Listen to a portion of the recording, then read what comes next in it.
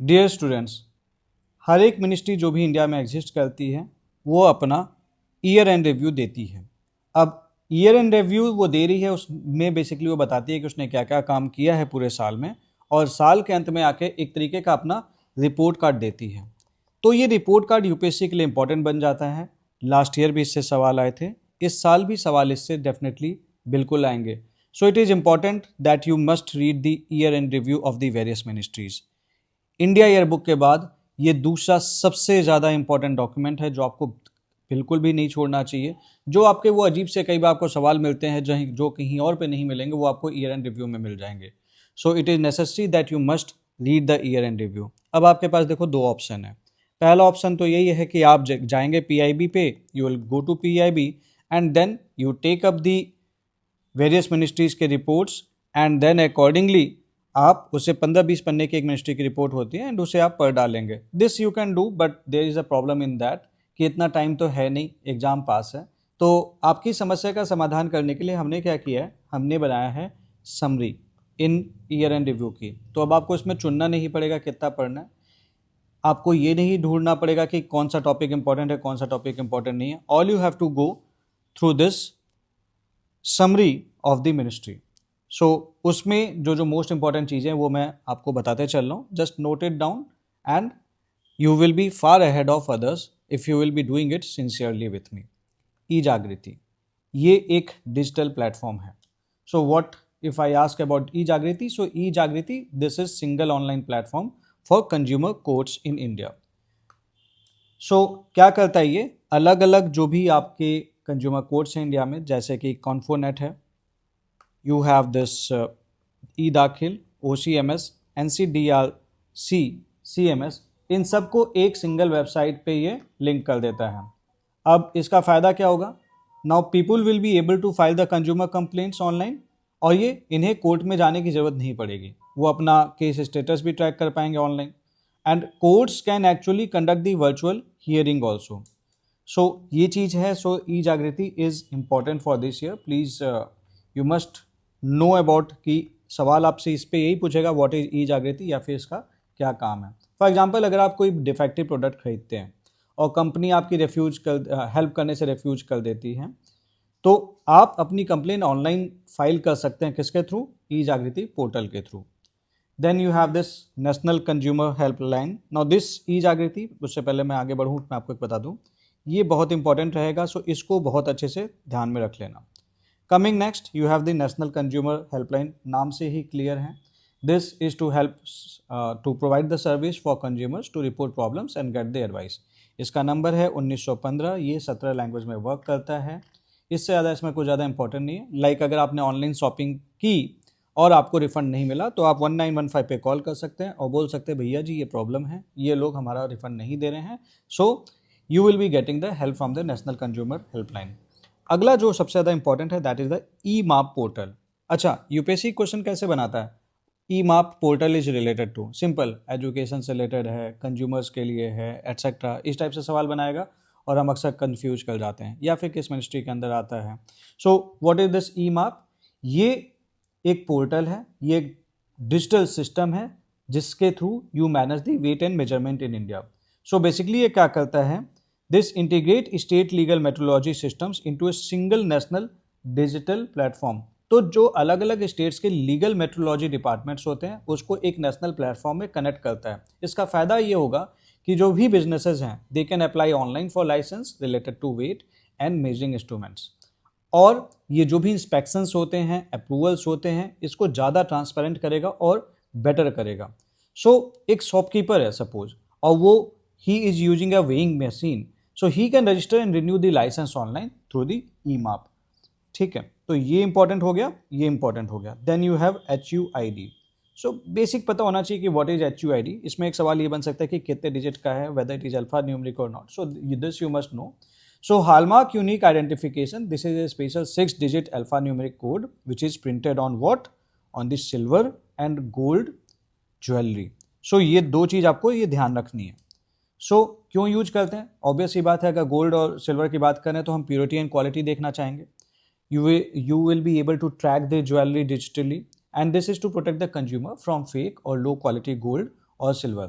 अब ये सिस्टम किसके द्वारा मैनेज किया जाता है? That is manage by bureau of Indian standards.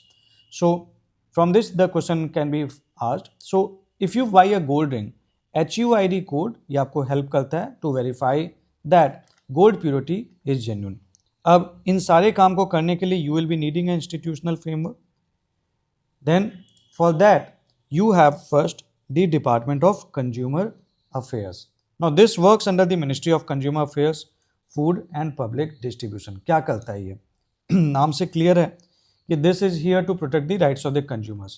So it makes the policies and laws related to the consumer protection. Even जो ऑर्गेनाइजेशन है जैसे आपकी BIS हो गई, जैसे कि NTH हो गई, जैसे कि लीगल मेट्रोलॉजी हो गई, this oversees this organization and this works to ensure the fair trade practices and the quality products. So this is the main government department which is responsible for protecting the consumers in India. Then you have National Consumer Dispute Redressal Commission. So ये India का top consumer court है. ये बना किसके अंतर्गत था? This was formed under the consumer protection act 2019. So this handles major consumer disputes and appeals from the state government commissions, and this provides justice to consumers who face unfair practices by the companies. So अगर consumer जो है, if he loses a case in the state consumer commission, they can appeal to NCDRC. अब आते हैं bureau of Indian standards पे. Now bureau of Indian standards, this is the national standards body of India. इसका क्या काम है? So this sets the quality and safety standard for products in India, and ये certification देता है. जैसे ISI mark होगा जो है, hall mark for jewellery etcetera, ये BIS देता है. 2025 का अपडेट ये है कि इन्होंने नए स्टैंडर्ड्स दिए हैं फॉर द इंसेंस स्टिक्स, अगरबत्ती. ठीक है. And then the mandatory hallmarking, पहले हॉलमार्किंग जो थी वो गोल्ड के लिए थी. Now this has expanded to include silver articles via HUID, so that silver की भी जो ज्वेलरी रहे वो प्योर रहे. सो ये कंज्यूमर प्रोटेक्शन के लिए ही है घुमा फिरा के. So this ensures that the products sold in India, they meet the quality standards. Then we have the National Test House. Now National Test House checks whether the products and technologies are safe and reliable. So this is modernized to test emerging tech like EVs, drones and renewable energy, etc. तो ये इतना important नहीं, ये दोनों ज़्यादा important हो जाएंगे. Then you have the legal metrology. Legal metrology पे आते हैं. Now this deals with the weights and measurements, नाम से ही क्लियर है, which is used in trade. So इसका पर्पज क्या है? Now this ensures that business uses accurate weighing and measuring instruments. So this prevent the cheating consumers through the incorrect measurement. अभी जो government है, this has awarded 12 government approved test centres certificates to private entities to decentralise verification. पहले decentralise नहीं था, अभी decentralise करने में help करने के लिए इन्होंने 12 government approved test centres certificates दिए हैं to private entities.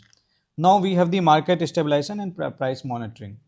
So you have the price monitoring system. Price monitoring system क्या है?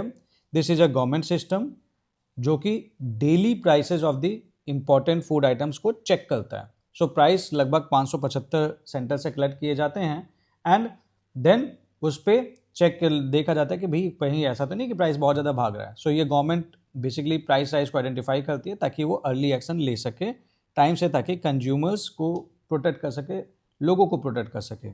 Then you have the price stabilisation fund. So this is use for the buffer stock operation to control volatility in high sensitivity crops. और वो crops कौन कौन सी हैं? Pulses, onion, potato and tomato. So ये government fund है जो कि सडन प्राइस इंक्रीज को कंट्रोल करने में हेल्प करता है. सो गवर्नमेंट खरीदती है और like the government buys and stores crops to create a buffer stock. So ये चारों क्रॉप्स याद रखना. उसके बाद टोमेटो ग्रैंड चैलेंज, ये क्या है? पूछ सकता है कि what is tomato grand challenge. So ये गवर्नमेंट का इनिशिएटिव है to find the new ideas and technologies to improve the tomato supply chain. Simple, to innovative solutions for the tomato value chain. बस इतना ध्यान रखना है, काम हो जाएगा. क्यों मुझे इनोवेशन की ज़रूरत है? So that we can reduce the waste, storage हम इंप्रूव कर सकें, ट्रांसपोर्ट इंप्रूव कर सकें, क्योंकि आपको पता है टमाटर को खराब होते हुए टाइम नहीं लगता है. लॉजिस्टिक्स के लिए there is increase use of rail based transportation for bulk movement और buffer stock to reduce retail prices. ये सब तो आपके मेंस में हेल्प करेगा, प्रीलिम्स के लिए काम का नहीं है. कुछ और चीज़ें हैं. नेशनल कंज्यूमर डे 2025 थीम, ये याद रख लेना. वैसे पूछता नहीं है लेकिन पूछ कभी भी सकता है. Efficient and speedy disposal through digital justice. So just remember this, disposal led, data याद करने की जरूरत नहीं है। Global outreach from over 1400 NRIs from US, UK, UAE, Canada and Australia used e Jagriti. बहुत इंपॉर्टेंट नहीं है, बट ये चीज़ मुझे ये दिखा रहा है कि ई जागृति NRI लोग भी यूज कर सकते हैं, बस इतना ध्यान रख लेना। अवेयरनेस कैंपेन कंडक्ट किया गया था महाकुंभ मेला में 2025 में। Now educational tool, so this has collaborated with Amar Chitra Katha for comic book on consumer rights and NCH has 1169 consumer partners for fast pre litigation resolution.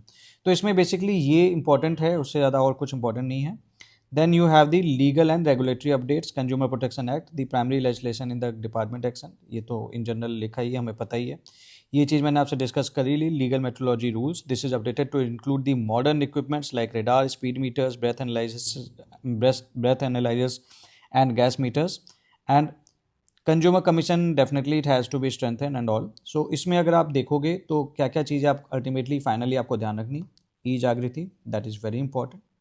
Then you have this e Maap, that is very important. इसमें आ गया है आपका silver, याद रखना। Bureau of Indian standards को ध्यान रखना। उसके बाद अगर आप आ जाओगे तो प्राइस स्टेबलाइजेशन फंड में जो जो ये आपके हैं pulses, onion, potato and tomato, इसे ध्यान रखना। Remember what is tomato great challenge. और उसके बाद फिर ये ध्यान रखना कि what is the theme for this. And इससे ज़्यादा फिर इसमें और कुछ काम का नहीं है। अब सोच के देखो कि थोड़ा सा टाइम में आपका ये पूरा कवर हो गया, इससे बाहर UPSC सवाल नहीं बनाएगा। So that's it as of now. So stay connected. हम जो भी समरीज हैं we will be bringing here, just keep on doing this with me one by one. थोड़ा थोड़ा टाइम निकाल के इसको करते चलिए, चीज़ें आपकी हो जाएंगी।